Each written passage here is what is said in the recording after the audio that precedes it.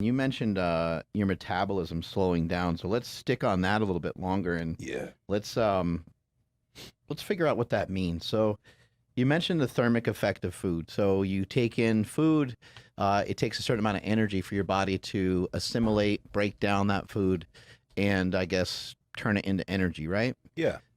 Protein is a little bit harder for the body to utilize as a source of energy. So the thermic effect of protein is different than some of the other macronutrients. And so I think that one thing could be stagnant. So if you get in and you take like Oprah, for example, if she got in adequate amounts of protein, I don't know what she was doing with her calories. If they were plummeting down really, really low, then maybe she still would have lost muscle. And Hmm. every time she gained her weight back, maybe she would still gain body fat. But if the protein was staying true and staying around 1 gram per pound of body weight, she probably would have been able to sustain that. Is that right?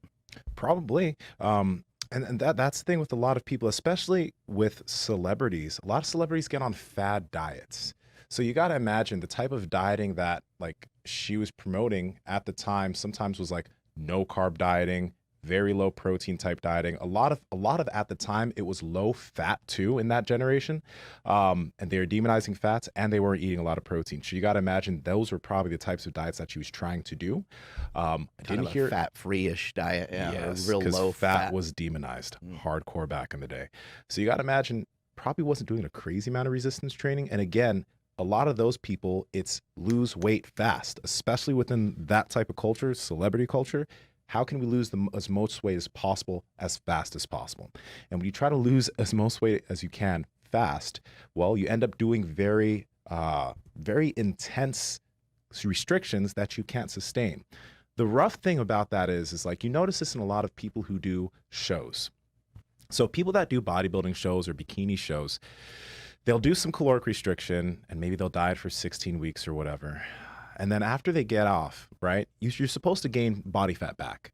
But since they've been restricting their calories so hard for such a while, they have a problem with being controlled as they start eating more food. So they have a lot of sessions of binging, they have a lot of sessions of just uncontrolled eating, and a lot of them gain a lot of weight back very quickly. You see this a lot within that realm.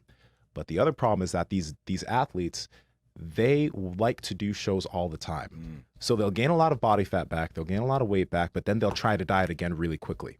This is a problem because if you are in a caloric deficit, and there's kind of a rule of thumb whenever dieting, if you've put yourself in a caloric deficit for 6 months and you've gotten kind of lean in that period, you ideally want to give yourself about like, let's say, almost double that time to just be at a normal place where you're not restricting calories hardcore so that when you cut again you'll have a successful cut, right? But most people, they'll cut for 6 months, they'll come out of it, they'll binge, they'll gain a lot of weight back, and after about 3 months they'll try to cut again. And anecdotally, a lot of these athletes, they're always like, why is it so much harder for me to lose fat now than it was when I did my first one? It's because first off, you didn't spend enough time out of being in a deficit, and your metabolism actually is slower. It's not slower than when you're in a harsh deficit, but it hasn't come back to a place where you have that same maintenance where you were at the very beginning. So it ends up turning into a yo-yo effect where you lose, you get lean, you gain a lot of body fat back, you try to lose again, it's harder. So you need to go into an even harder caloric restriction, and then you yo-yo back up, and potentially you're gaining more and more body fat each time. Whereas if you were moderate with your approach, you gave yourself time, and then when you put yourself at maintenance, you stayed there for a little bit, you would be okay. But most people don't give themselves enough time out of the diet for them to actually be able to have successful long-term weight loss. Guys, you need to get your blood work done. But I know that when I've gotten my blood work done in the past, I saw all the things on the sheet and I had no idea how to interpret it. That's why we've partnered with Merrick Health. Not only do they have a panel that has everything you need for men and women, it also comes with an expert analysis from a doctor where they'll tell you where you're deficient and how you need to fix it. Andrew, can you tell the people how to get it? At merrickhealth.com/power project. You guys will see the Power Project panel. And again, this includes a written report as well as a one-on-one consultation with a real doctor. That's at merrickhealth.com/power project. At checkout, make sure you guys use promo code Power Project for $101 off. Head over there right now. This stuff gets to be a little tricky because there's something that's referred to as the honeymoon period when you're doing any diet.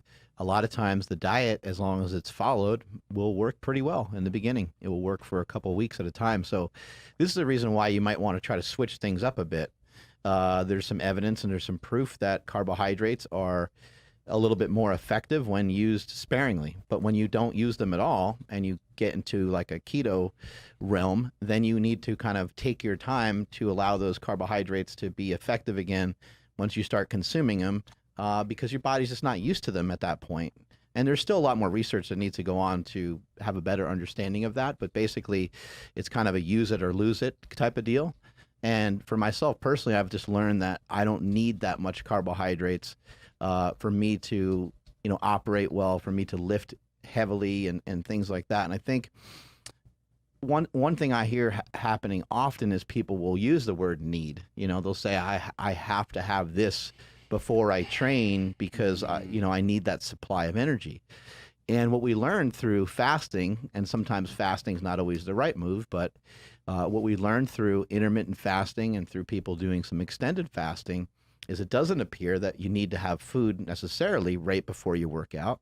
We have something called glycogen stores, and a lot of times you can have access to that energy even if you ate it 6 hours before or 8 hours before. And I would even argue and say that the thing that you eat 30 or 40 minutes before your exercise, I don't even know how available. I mean, I'd like to see more research on that because I just don't even understand how it could be available so quickly unless you had a really fast acting carb, like something like some form of liquid or something like that. So, I think that it's interesting because I think that people are kind of consistently thinking they need to do this, they need to do that. They'll think a cheat meal is going to rev up their metabolism. They're like, I need to do that once a week. I need to overeat. And actually, some of the research will show overeating is such a weird trick. Over-consuming your calories doesn't really satiate you the way that you would think. It actually will set you up for the next day to where you're romanticizing the next day about eating those same foods and overeating once again. And it can be helpful. I don't want to say that it's not helpful, but it can be helpful to overeat here and there. It can be helpful to eat some things that are off plan here and there. But just recognize those things are going to be kind of dancing around in your head the next day as well. And you have to fight them off for about 2-3 days, and then you're good again. And then you'll find yourself, as Nsima is pointing out, you'll find yourself better off than you were before. So you go on a strict plan for a while, you follow it, get yourself super lean. And then there's going to have to be a time where you're on a different type of plan with some different goals.